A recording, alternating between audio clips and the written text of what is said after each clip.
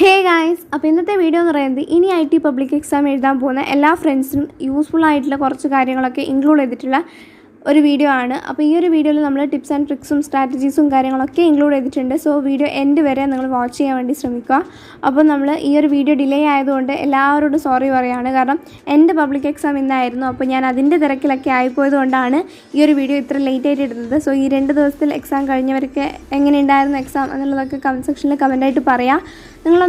ഒന്നും കൊണ്ട് ടെൻഷൻ അടിക്കേണ്ട, സിമ്പിളാണ് സംഭവം, കുഴപ്പമില്ല. നിങ്ങൾ നിവൃത്തിക്ക് പഠിച്ചാൽ എന്തായാലും കിട്ടും.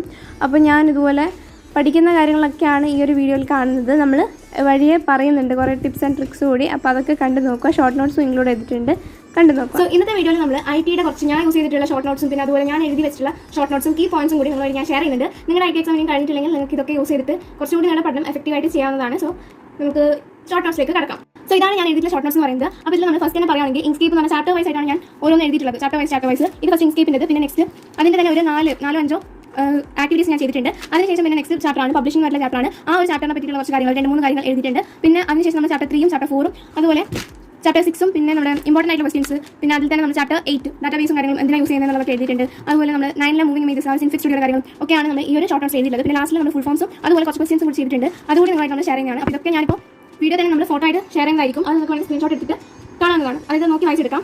സോ പിന്നെ ഞാൻ കുറച്ച് ക്വസ്റ്റ്യൻസ് നിങ്ങൾക്ക് ഇമ്പോർട്ടൻ്റ് ആയിട്ട് കാര്യങ്ങൾ പറഞ്ഞുതരാം. അതായത് നമ്മുടെ ഇൻസ്കേപ്പിൽ ഒരു സൺസെറ്റിൻ്റെ ക്വസ്റ്റ്യനൊക്കെ നമുക്ക് മോഡലിൽ വന്നിട്ടുണ്ടായിരുന്നു. അപ്പോൾ ആ ഒരു ക്വസ്റ്റ്യൻ അങ്ങനത്തെ ടൈപ്പ് ക്വസ്റ്റ്യൻസ് നമുക്ക് വരാൻ ചാൻസസ് ഉണ്ട്. അപ്പോൾ എനിക്ക് വന്നതിൽ ഒരു ക്യാൻവാസ് ക്രിയേറ്റ് ചെയ്തിട്ട് റെക്ടാങ്കിൾ ടൂൾ യൂസ് ചെയ്ത് ക്യാൻവാസ് ക്രിയേറ്റ് ചെയ്തിട്ട് അതിൽ നമ്മൾ ഒരു ഇമേജ് ഇമ്പോർട്ട് ചെയ്ത് കൊണ്ടുവരുന്ന സംഭവം ഉണ്ടായിരുന്നു. അങ്ങനെ ഒരു ക്വസ്റ്റ്യൻ ഉണ്ടായിട്ടുണ്ടായിരുന്നു. പിന്നെ പൈത്തണിലെ പ്രോഗ്രാമിംഗ് സംഭവങ്ങളുണ്ട്. സോ നിങ്ങൾ അത് ചെയ്യുമ്പോൾ ഫസ്റ്റ് തന്നെ പൈത്തണിൽ നിങ്ങൾ അവരും കമാൻഡ്സും കാര്യങ്ങളൊക്കെ ടൈപ്പ് ചെയ്തിട്ട് അതിന് അവിടെയുള്ള ടീച്ചേഴ്സിന് കാണിച്ചു കൊടുക്കുക. എന്നിട്ട് പിന്നെ അടുത്ത പ്രോഗ്രാമിംഗ് അതായത് നമ്മൾ എന്ത് ചേഞ്ചസ് വരുത്തിയിട്ടാണ് ചെയ്യേണ്ടത് ചെയ്യുക. എന്നിട്ട് നമ്മൾ എക്സാം ടൈമിൽ സേവ് ചെയ്ത് കഴിഞ്ഞാൽ ആ ഒരു ആക്ടിവിറ്റി ഭയങ്കര സിമ്പിളാണ്. ആർക്കും അത് ചെയ്തിട്ട് മാർക്ക് ചെയ്യാൻ വേണ്ടി മാർക്ക് കിട്ടും. അതുകൊണ്ട് നിങ്ങൾ ട്രൈ ചെയ്ത് നോക്കുക.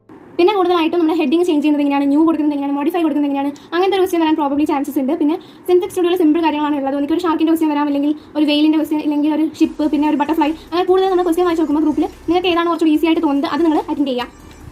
പിന്നെ കൂടുതൽ എനിക്ക് പറയാനുള്ള അഡ്വൈസ് എന്ന് പറഞ്ഞു കഴിഞ്ഞാൽ നിങ്ങൾ ടെൻഷൻ അടിക്കാതെ പോയി ചെയ്യുക. സിമ്പിൾ ആയിരിക്കും, അതിന് സമയമൊക്കെ കഴിയും. നമ്മൾ ആദ്യം തിയറിക്ക് കുറച്ച് നേരം കൊടുത്തിട്ട് തിയറി കുറച്ച് നമ്മൾ ചിന്തിച്ച് ചെയ്യാൻ വേണ്ടി നമ്മൾ എടുത്ത് ചെയ്യരുത്. ഒരിക്കലും തിയറി എന്ന് പറയുമ്പോൾ കുറച്ച് ചുറ്റിച്ചായിട്ടുള്ള ക്വസ്റ്റ്യൻസും കൂടി ഉണ്ടാവും. അപ്പോൾ നിങ്ങൾ കുറച്ച് ശ്രദ്ധിച്ചും കൂടി നമ്മൾ ചെയ്ത് കഴിഞ്ഞാൽ നമുക്ക് തിയറി നല്ല മാർക്ക് കിട്ടും. പിന്നെ കൂടുതലും ടെക്സ്റ്റ് തന്നെ റെഫർ ചെയ്യുക. ടെക്സ്റ്റ് നല്ല രീതിയിൽ തന്നെ വായിച്ച് ഒന്ന് അതിന് വായിക്കണം എന്തായാലും. അപ്പോൾ പിന്നെ അതെങ്കിലും ഓർമ്മയിൽ റിട്ടേൺ ചെയ്ത് നിൽക്കും. സോ അതുകൊണ്ട് ടെക്സ്റ്റ് വായിക്കാണ്ട് പോകരുത് ഒരിക്കലും.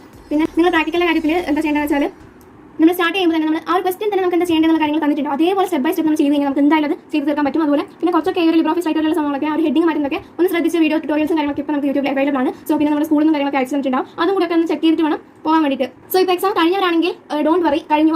അതിനെക്കുറിച്ച് ചിന്തിച്ചതുകൊണ്ടോ ഇല്ലെങ്കിൽ നമ്മൾ അത് ചെയ്തില്ല അങ്ങനെ ഒന്നും വിചാരിച്ചുകൊണ്ട് നമുക്ക് ഇതൊന്നും മാറ്റാൻ വേണ്ടി കഴിയില്ല. അത് കഴിഞ്ഞു. സോ അത് വിട്ടിട്ട് നെക്സ്റ്റ് ഉള്ള കാര്യങ്ങളിലേക്ക് കോൺസെൻട്രേറ്റ് ചെയ്ത് പഠിക്കുക എന്നുള്ളത് മാത്രമേ നിങ്ങൾക്ക് ചെയ്യാനുള്ളൂ. സോ അതുകൊണ്ട് എല്ലാവരും അതിലേക്ക് കുറച്ചുകൂടി കോൺസെൻട്രേറ്റ് ചെയ്ത് സ്റ്റഡി പ്ലാൻസ് ക്രിയേറ്റ് ചെയ്തിട്ട് അതിലേക്ക് കോൺസെൻട്രേറ്റ് ചെയ്ത് പഠിക്കാൻ വേണ്ടി ശ്രമിക്കുക. പിന്നെ എല്ലാവർക്കും സോറി, ഞാൻ ഇത്രയും ലേറ്റ് ആയിട്ട് വീഡിയോ ഇടുന്നത് വെച്ചാൽ കുറച്ച് എൻ്റെ എക്സാം ഒരു ടൈം തന്നെ ആയതുകൊണ്ടാണ് കുറച്ച് തിരക്കൊക്കെ ആയിപ്പോയതുകൊണ്ടാണ്. സോ ഇനിയുള്ളവർക്കെങ്കിലും യൂസ്ഫുൾ ആയിക്കോട്ടെ വെച്ചാണ് ഞാൻ ഈ ഒരു വീഡിയോ ചെയ്യുന്നത്. സോ കഴിഞ്ഞവർ അതിനെക്കുറിച്ച് ചിന്തിക്കേണ്ട, അത് വിട്ടേ നിങ്ങൾ കഴിഞ്ഞ് പറഞ്ഞിട്ട് ഇരിക്കുക. ഇനി നമുക്ക് റിസൾട്ട് വരുമ്പോൾ നോക്കാം. ആ റിസൾട്ട് നമ്മൾ ഹാപ്പി ആവും, അത്രേ ഉള്ളൂ.